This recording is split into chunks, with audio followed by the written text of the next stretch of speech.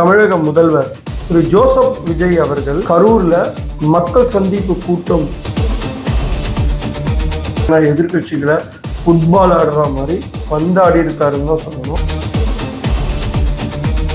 திமுகவோட அமைப்பு செயலாளர் திரு RS பாரதி அவர்கள் திரு ஆதவ் அர்ஜுனா ஒரு பொதுக்கூட்டத்தில், அதாவது அதிமுகவை சேர்ந்த முன்னாள் அமைச்சர்களாம் இணைப்பு விழா மகாபலிபுரத்தில் நடந்தது இல்லையா, ஜூலை 2ஆம் தேதி. அந்த கூட்டத்தில் கொஞ்சம் உணர்ச்சி வசத்தில் பேசியிருப்பார். இந்த தீய சக்தியும் தீர்ந்து போன சக்தியும் கூட்டு கலவாணி பசங்க.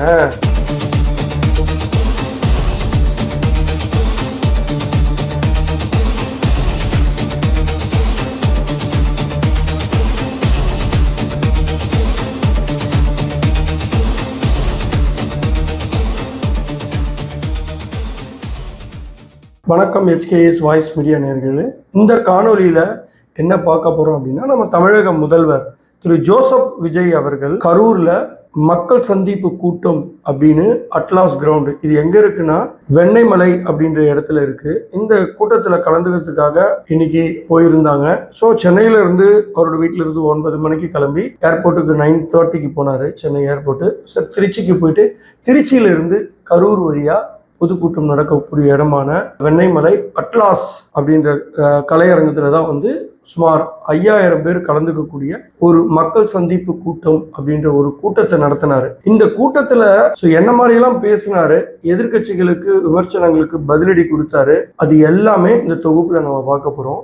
ஸோ இதில் நிறைய நல்ல விஷயங்களும் இருக்கு. அந்த முழுமையா அதை பத்தி நான் உங்க கூட பேசுறதுக்கு ரெடியா இருக்கேன். நீங்களும் இந்த நிகழ்ச்சியை பாருங்க. ஏன்னா எதிர்கட்சிகளை ஃபுட்பால் ஆடுற மாதிரி பந்தாடி இருக்காருன்னு தான் சொல்லணும். சரி, வாங்க நிகழ்ச்சிக்குள்ள போகலாம்.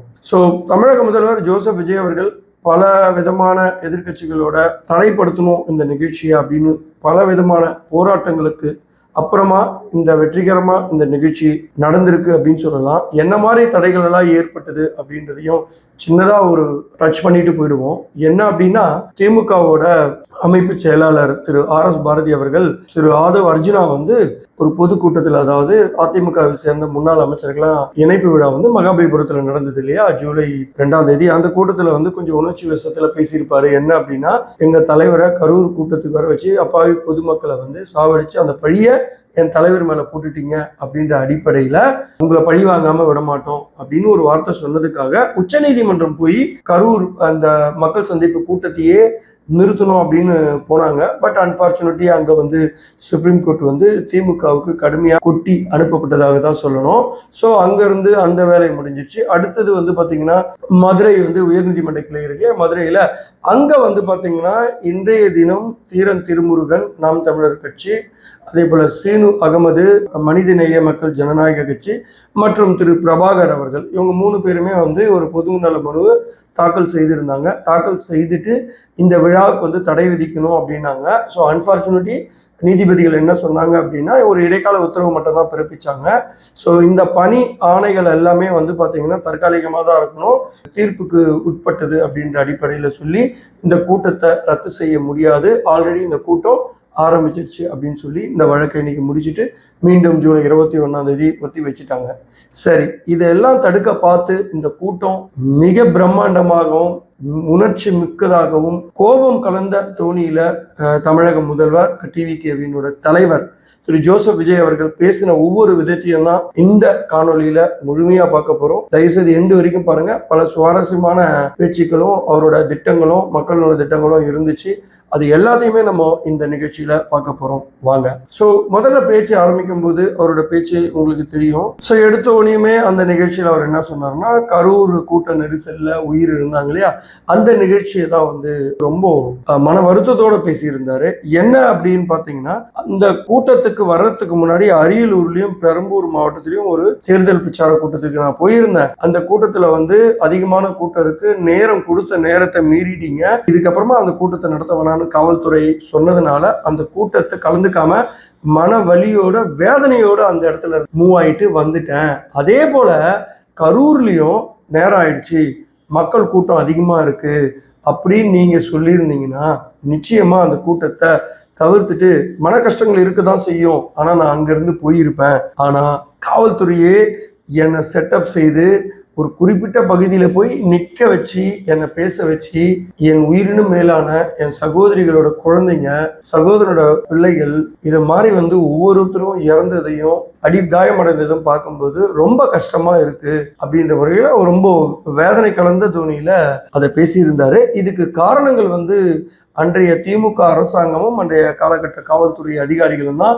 காரணம். இது தெரியாம நான் வந்து அவங்களுக்கு நன்றியெல்லாம் வேற சொல்லிட்டேன். ஸோ ஏன்னா இவங்க இப்படி பண்ண போற விஷயம் இவ்வளோ ஒரு சுயநலம் மிகுந்த ஒரு ஆட்கள் இருப்பாங்கன்னு நான் நினைக்காம ஏமாந்துட்டேன்ற அடிப்படையில அவர் அந்த வார்த்தைகளை பிரயோகப்படுத்தியிருந்தாரு. ஸோ இது அங்க இருந்த அவரோட மக்கள், அதாவது தொண்டர்களோ மக்களோ அவங்களாம் வந்து ரொம்ப வேதனை கலந்து இதுல கேட்டுக்கிட்டே இருந்தாங்க.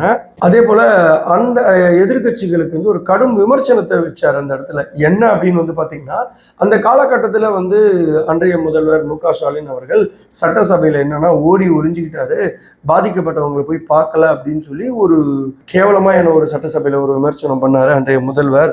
நான் எங்கேயும் ஓடி ஒளியில, அன்னைக்கு வந்து ஸோ தன்னோட அக்கா, தம்பி, அண்ணன், சிறு பிள்ளைகள் எல்லாம் இழந்து அந்த சோகத்துல மன வேதனையில நான் வீட்டில் இருந்தேன். ஸோ அதை பொருட்படுத்தாம வாய் இருக்குதுன்றதுனால என்ன வேணா பேசிடலாமா அப்படின்ற முறையிலையும் கடுமையா வந்து எதிர்கட்சியும் அன்றைய முதல்வர், அதாவது முன்னாள் முதல்வர் மு.க. ஸ்டாலின் அவர்களையும் கடுமையா விமர்சனம் பண்ணியிருந்தாரு. ஸோ இது போக அடுத்தது வந்து பார்த்தீங்கன்னா அப்படியே ஸ்லோவா வந்து ஒவ்வொன்றா எதிர்கட்சிகளை அட்டாக் பண்ண ஆரம்பிச்சாரு. ஃபர்ஸ்ட் வந்து இந்த கரூர் இன்சிடென்ட்டுக்கு வந்து யார் காரணம்ன்ற முறையில் பேச ஆரம்பிச்சாரு. அதுக்கப்புறமா கொஞ்சம் கொஞ்சமா தன்னோட அட்டாக் மோடுக்கு வந்தார் எதிர்கட்சிகளை. ஸோ என்ன சொல்றாருன்னா, இப்போ இவங்க செய்த தப்புக்கு நீங்க வந்து 2026 அவங்களுக்கு தண்டனை கொடுத்தீங்க, ஓட்டடிச்சு என்ன முதலமைச்சராக வர வச்சிங்க. இதே போல இனி வரும் காலங்களில் எப்பவுமே இவங்க எழுந்திருக்கவே கூடாத அளவுக்கு பலத்த அடி கொடுத்துக்கிட்டே இருக்கணும், இவங்க தலை நிமிரவே கூடாது அப்படின்ற அடிப்படையிலையும் பேசியிருந்தாரு.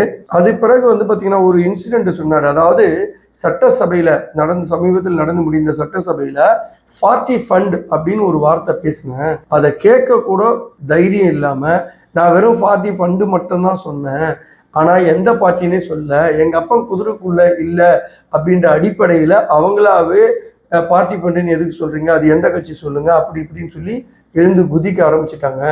ஸோ இந்த எல்லா துறையிலையும், அதாவது ஒரு துறையிலையும் விடாம எல்லா துறையிலையும் 40 ஃபண்ட் அப்படின்ற அடிப்படையில பயங்கரமான முறையில லஞ்ச லாவண்யம் தலை விரிச்சு ஆடிச்சு அப்படின்னு சொல்லி அந்த 40 ஃபண்ட் விவகாரத்தையும் தொட்டு பேசினாரு. இது கண்டிப்பா வந்து திமுகவை தான் அட்டாக் பண்றாரு, அது எல்லாருக்கும் தெரியும். இருந்தாலும் கட்சி பெயரை நான் சொல்லவே இல்லை அப்படின்றத ஒரு நக்கலும் நையாண்டியம் கலந்த விதத்துல பேசியிருந்தார் அந்த இடத்துல. அது போக இடைத்தேர்தலில் இவர்களுக்கு வந்து சரியான அடியை கொடுங்க, வச்சு செய்யுங்க அப்படின்ற அடிப்படையில பாடி லாங்குவேஜோட பேசியிருந்தாரு. அது அந்த இடத்துல ஒரே கரகோஷமும் கைத்தட்டலும் அதிகமா இருந்தது. அதுக்கப்புறமா வந்து பாத்தீங்கன்னா கிட்டத்தட்ட வேலை வாய்ப்பு, அதாவது அரசு அலுவலகத்துக்கு பொதுமக்களாகிய நீங்க இப்ப அரசு அலுவலகத்துக்குலாம் போனீங்கன்னா லஞ்சமே இல்லாம உங்களை மரியாதையோட நடத்துறாங்க. ஸோ நான் உங்க கூட இருக்கேன், தைரியமா போய் சொல்லுங்க, இது எங்கள் விஜயாச்சு, நாங்க லஞ்சம் கொடுக்க மாட்டோம் அப்படின்னு அழுத்தம் திருத்தமா சொல்லுங்க அப்படின்ற முறையில சவுண்டாவே சொல்லியிருந்தாரு. அப்பவும் பலத்த கரகோஷம் எழுப்பப்பட்டது. அப்புறமா நான் வந்து வாயே பேச மாட்டேன்றேன், மௌனமா இருக்கேன் அப்படின்ற அடிப்படையில எதிர்கட்சிகளா எப்ப பார்த்தாலும் ஏதாவது ஒண்ணு பெணாத்திக்கிட்டே இருக்காங்கன்றன்னு சொன்னாரு. அதுக்கு பதிலடியா 5 நிமிஷம் தான் கொளத்தூர்ல போய் பேசினேன், அதுக்கே ஒருத்தரை கொத்து பரோட்டா வாங்கிட்டாங்க, நான் நிறைய பேசினேன்னா அவர் முடிஞ்சிடும் அப்படின்ற முறையில சொன்னாரு. அப்படியே வந்து பாத்தீங்கன்னா மேகதாது அணை பிரச்சனை இருக்கு இல்லையா, அதுல எதிர்கட்சிகள் எல்லாம் வந்து பாத்தீங்கன்னா ஏக வசனத்துல இவர் மேல விமர்சனம் வச்சிருந்தாங்க. என்ன அப்படின்னா, கர்நாடகாவை சேர்ந்த முதலமைச்சர் சிவகுமார் அவர்கள் நாங்க தண்ணி கொடுக்க மாட்டோம், நாங்க வந்து மேகதாது அணைய கட்டியே ஆவோம் அப்படின்ற முறையில நிறைய பேசிக்கிட்டே இருக்காங்க இல்லையா, அதுக்கு நமது முதல்வர் எதுவும் பேச மாட்டேன்றாரு அப்படின்னு சொல்லி விமர்சனம் வச்சாங்களா. அதுக்கு அவர் என்ன சொல்றாருன்னா, நான் வந்து சட்டசபையில மேகதாது அணையை கட்டக்கூடாதுன்னு தீர்மானத்தை நிறைவேற்றி அனுப்பிட்டோம். ஸோ என்னால வளன்னு இதெல்லாம் பேசிட்டு இருக்க முடியாது, மற்றவங்களை போல தொட்டுப்பார் சீண்டிப்பாருன்னு டயலாக்லாம் பேச முடியாது, அப்படி பேசுறதுனால எந்த பலனும் இல்லை, டாக்லெஸ் ஒர்க் மோர் அப்படின்றது தான் என்னோட பாலிசி. நம்ம இந்த மேகதாது அணையோட விவகாரம் சுப்ரீம் கோர்ட்ல வரும்போது சட்டப்பிரகாரம் எடுத்து வைக்க வாதங்களை சரியா எடுத்து வைக்காம அன்றைய திமுக அரசு கோட்டை விட்டுட்டு இப்ப வாய்க்கிழிய பேசிட்டு இருக்காங்க. அப்படி அடிப்படையில திமுகவை வச்சு செஞ்சாரு. அப்படியே என்ன சொல்றாரு அப்படின்னா, இந்த தீய சக்தியும் தீர்ந்து போன சக்தியும் கூட்டு களவாணி பசங்க, இவங்க உறவு வெளியில தெரியாம உள்ளுக்குள்ள உறவு வச்சிட்டு இருக்காங்க. அதாவது இவர்கள் 2 பேரும் சேர்ந்து ஆட்சி அமைக்க முற்பட்டார்கள் இல்லையா, அத சொல்றாரு. இந்த இடைத்தேர்தல்ல பார்க்கலாம் இவர்கள் 2 பேரும் கூட்டு களவாணி பசங்க என்ன பண்ண போறாங்க அப்படின்ற அடிப்படையில அதையும் சொல்றாரு. அடுத்தது செந்தில் பாலாஜியை பயங்கரமா அட்டாக் பண்ணாரு. என்ன அப்படின்னா, கரூர் செந்தில் டீம் பாத்தீங்கன்னா ஓடுன்னு ஓடி ஓடி ஒளிஞ்சுக்கிட்டே இருக்காங்க. அந்த ஒரு பாட்டு வேட்டைக்காரன் படத்துல ஒரு பாட்டை பாடி செந்தில் பாலாஜியை கிண்டல் பண்றாரு. சோ அப்படியே ஒரு படி மேல போய் ஒருத்தர் சிங்கப்பூர்ல ஓடி போய் ஒளிஞ்சுக்கிட்டாரு அப்படின்னு சொல்றாரு. அதே நேரத்துல ஏவா வேலு அவர்கள் சிங்கப்பூர்ல போயிட்டு விசாரணைக்கு டிவிஎஸ்சி அதாவது லஞ்ச ஒழிப்புத்துறை விசாரணைக்கு ஆஜராகாமல் அவர் இருக்கிறதுனால அவரையுமே டச் பண்ணி செய்யறாரு. இதே போல பல துறையில தோன்ற தோன்ற தோன்ற தோன்ற நிறைய ஊழல்கள், லஞ்ச லாவண்யங்கள், டெண்டர் அடிப்படை விலையை விட கூடுதல் விலைக்கு வச்சு இவர்களே பாத்தீங்கன்னா அதுல ஒரு வழியில சம்பாதிக்கிறது, பார்ட்டி ஃபண்டுன்னு கொண்டு வர்றது, இந்த மாதிரி பல விதமான அடிப்படை அயோக்கிய தனங்களை செஞ்சதை புட்டு புட்டு வைக்கிறாரு. ஸோ இதுல என்ன தெரியுதுன்னா, இன்னும் நிறைய துறைகள்ல ஊழல் நடந்துகிட்டே இருக்கு. நிச்சயமா இதற்கெல்லாம் நடவடிக்கை எடுப்பேன் அப்படின்ற அடிப்படையில சொல்றாரு. அது போக பாத்தீங்கன்னா மக்கள் நல பணி திட்டங்களுக்கு நிறைய வேலை வாய்ப்பு ஆணைகளை நான் வழங்க போறேன். அதாவது இந்த நிகழ்ச்சி முடிஞ்சவனே என்ன பண்றாருன்னா, நேரா கலெக்டர் அலுவலகத்துக்கு போயிட்டு அங்க 32 பேருக்கு, அதாவது கரூர் கூட்ட நெரிசல்ல உயிர் இருந்தவங்களுக்கு இருக்காங்க இல்லையா, அந்த குடும்பத்திற்கு கல்வி தகுதிக்கு ஏற்ப அவங்களுக்கு பணி நியமன ஆணைய வழங்கினார். அந்த 32 பேருக்கு இல்லையா, அதை வழங்கினது மட்டும் இல்லாம அவர் இன்னொரு விஷயம் என்ன சொல்றாரு அப்படின்னா, எல்என்டி நிறுவனத்தோட பாத்தீங்கன்னா முதல்வராக நான் பதவியேற்ற உடனே முதல்ல இந்த கையெழுத்து தான் நம்ம போட்டோம். இதனால கிட்டத்தட்ட 8200 பேருக்கு வேலை வாய்ப்பு வருது. அது குறிப்பிட்ட 3 மாவட்டம் சொன்னாரு. அந்த மாவட்டத்தை நம்ம என்னன்றதை உங்ககிட்ட சொல்றேன். ஒன்று காஞ்சிபுரம், இன்னொரு கோயம்புத்தூர், இன்னொரு திருவள்ளூர். ஸோ காஞ்சிபுரத்தை பொறுத்த வரைக்கும் என்னன்னா, டேட்டா சென்டர், அதாவது கிட்டத்தட்ட 1500 கோடியில பாத்தீங்கன்னா டேட்டா சென்டர் இங்க ஃபிக்ஸ் பண்ண போறாங்க. ஸோ இது எல்என்டியோடு சேர்ந்து உருவாக்கப்பட்ட ஒரு திட்டம். அதே போல கோயம்புத்தூர்ல பாத்தீங்கன்னா மின்னணு உற்பத்தி மையம் அமைக்கிறாங்க. இதுல கிட்டத்தட்ட 2500 கோடியை இங்க இன்வெஸ்ட்மெண்ட் பண்றாங்க. இதுல வேலை வாய்ப்பு பாத்தீங்கன்னா 2000 பேருக்கு கிடைக்கக்கூடிய அளவில் இருக்கு. அதே போல திருவள்ளூர்ல காட்டுப்பள்ளி என்ற இடத்துல கப்பல் கட்டும் தளம் இருக்கு இல்லையா, அதை இன்னும் விரிவாக்கம் பண்றாங்க. இதோட இன்வெஸ்ட்மெண்ட் பாத்தீங்கன்னா 1200 கோடி. ஸோ இங்க ஒரு 1000 சில்லற பேருக்கு வேலை கிடைக்க போகுது. ஸோ இப்படி 3 மாவட்டத்துக்கு மட்டும் வேலை வாய்ப்பு கிடைக்க போகுது. இன்னும் நிறைய திட்டங்கள்லாம் இருக்கு. இந்த திட்டங்கள் எல்லாம் நான் செய்யும் போது கண்டிப்பா வேலை வாய்ப்பு நிறைய பேர் உருவாக்கி கொடுக்க முடியும். அதே போல தாய்மாமன் தங்க மோதிர திட்டம் வருகிற அண்ணாதுரையோட பிறந்த நாள் செப்டம்பர் 15ஆம் தேதி வருது இல்லையா, அந்த தினத்துல தாய்மாமன் தங்க மோதிர திட்டம் ஆரம்பிக்க போறோம். இது பாத்தீங்கன்னா ரீல் விடுற மாமன் இல்ல, இது ரியல் மாமன் அப்படின்ற அடிப்படையில சோ அந்த திட்டத்தை பத்தியும் பேசினாரு. இப்படி பல திட்டங்களையும் பல விஷயங்களையும் பேசினாரு. ரொம்ப பிரமிப்பா இருந்தது இந்த கூட்டம். இதுல பேசிய விதமும் பாத்தீங்கன்னா ரொம்ப சிறப்பாகவும் இருந்தது, ஆர்ப்பரிப்பு விதத்திலேயே இருந்தது. ஸோ ஒட்டுமொத்தமா பாத்தீங்கன்னா இந்த கூட்டம் எதுக்கு அப்படின்னு எனக்கு தோணுது அப்படின்னா, இந்த கூட்டம் வருகின்ற இடைத்தேர்தலில் முன்னிட்டு இந்த கூட்டத்தை இப்பவே ஒரு பிரச்சாரமா இதை ஆரம்பிச்சுட்டாரோ விஜய் அவர்கள் அப்படின்னு என்ன தோன்றும் வகையில இருந்துச்சு. ஏன்னா இதை முடிச்சுட்டு அப்படியே ரோட் ஷோவும் போனாரு.